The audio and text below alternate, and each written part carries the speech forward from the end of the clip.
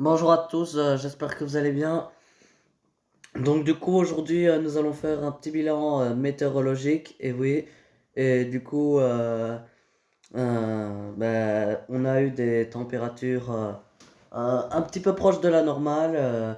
On a eu un mois de mars un peu trop doux, un mois d'avril marqué par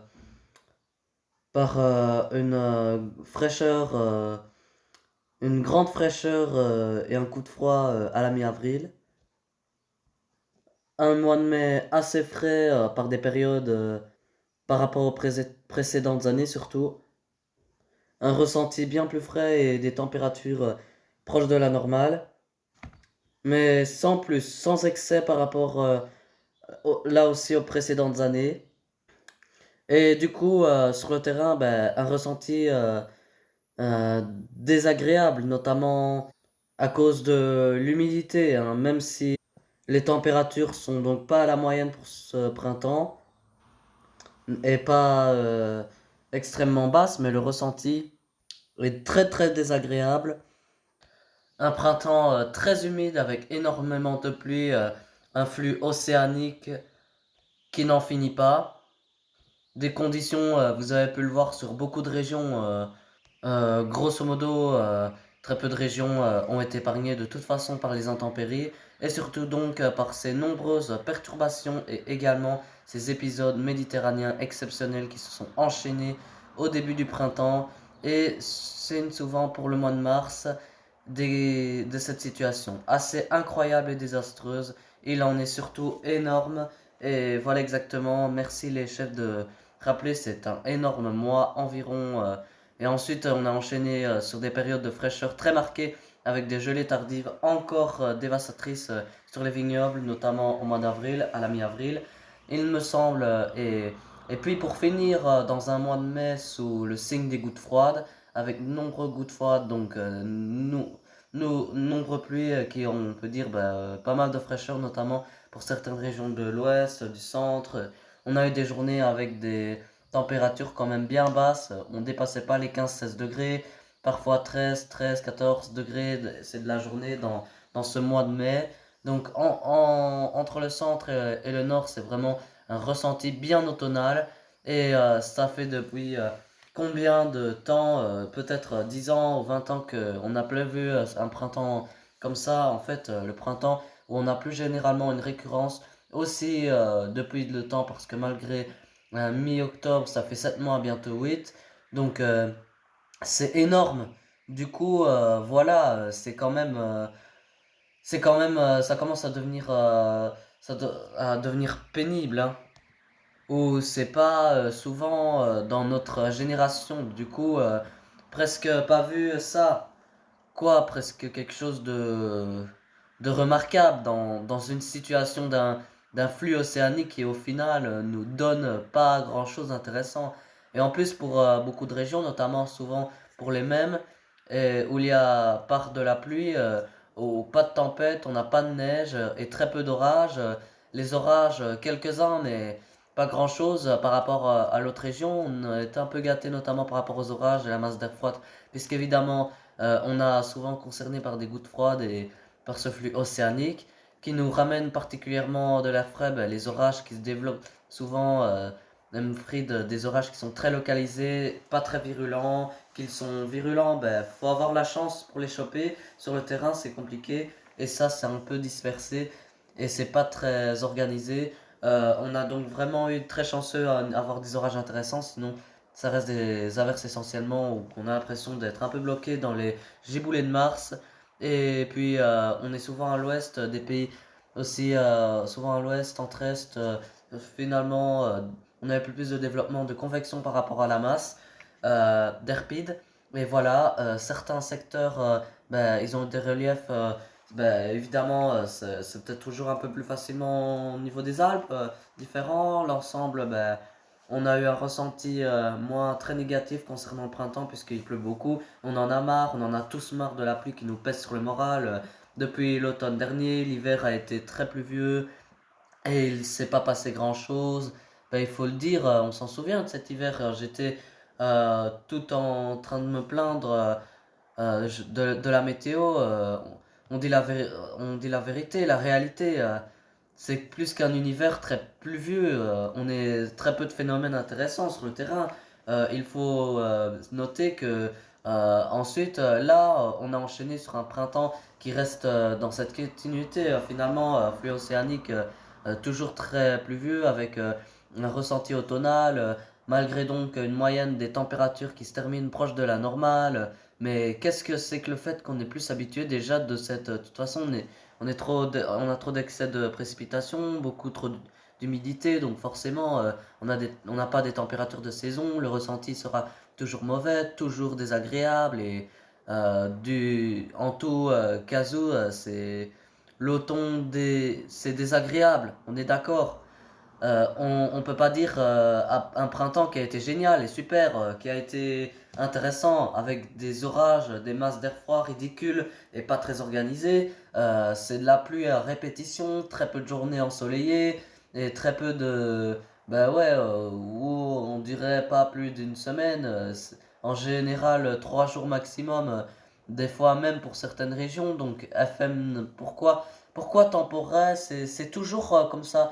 Et on n'a pas le temps, voilà, quand on bosse sur le terrain, on voit bien que tu travailles dehors, on en a marre de travailler sous cette météo, c'est pénible, quoi. Et puis on pense aussi aux nombreuses, aux nombreuses personnes qui ont été inondées, qui ont eu des crues et tout, des côtés beaucoup, un peu partout sur le pays où c'était en péril. On a rarement vu ça quand même.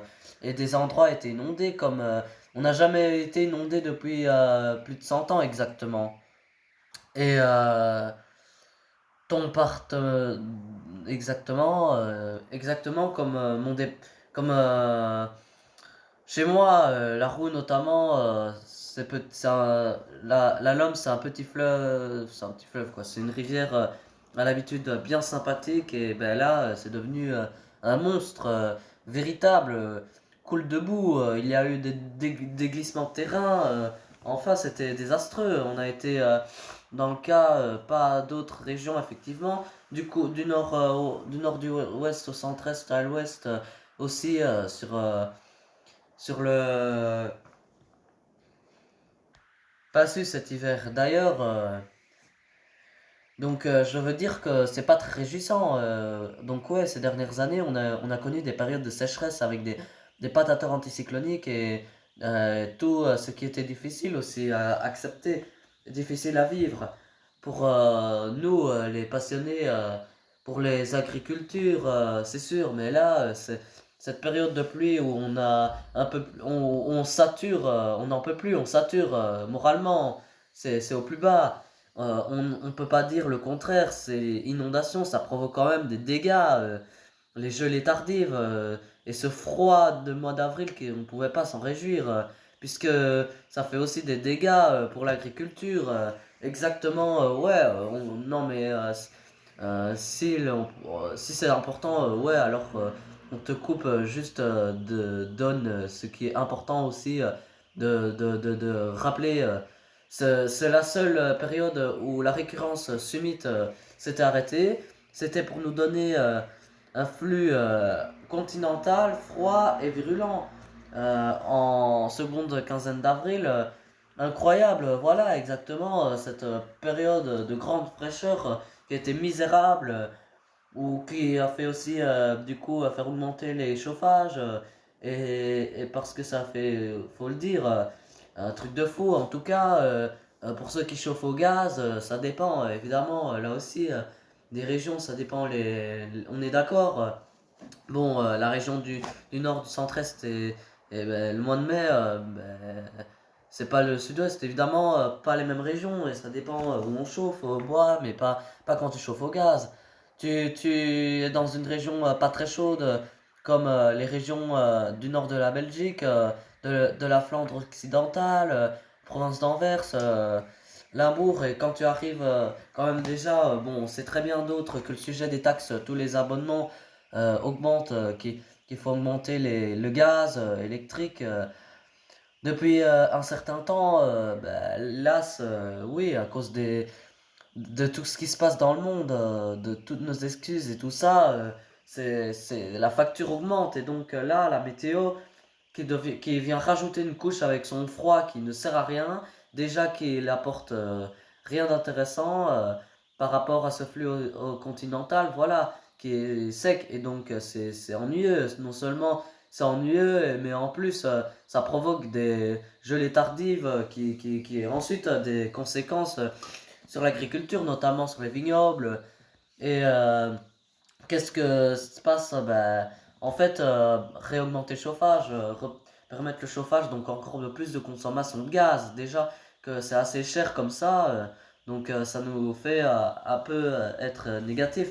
Donc c'est ce côté-là qui est démoralisant, qui nous pèse sur le moral. Honnêtement, moi personnellement, je pense que c'est pareil pour moi et pour beaucoup.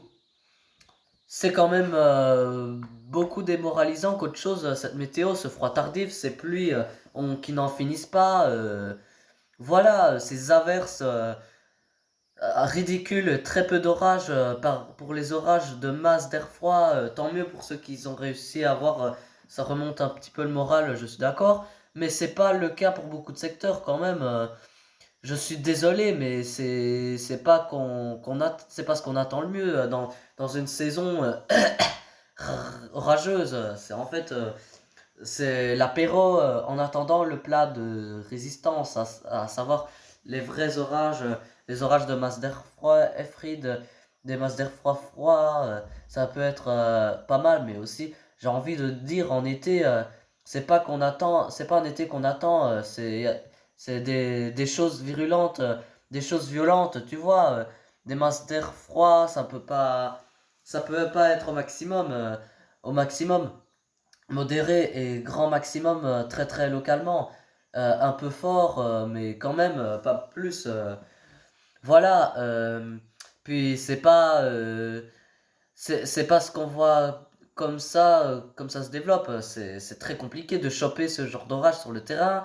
Euh, t'es- c'est compliqué, c'est de la chance tellement localisée qu'en fait, c'est ça qui pose problème.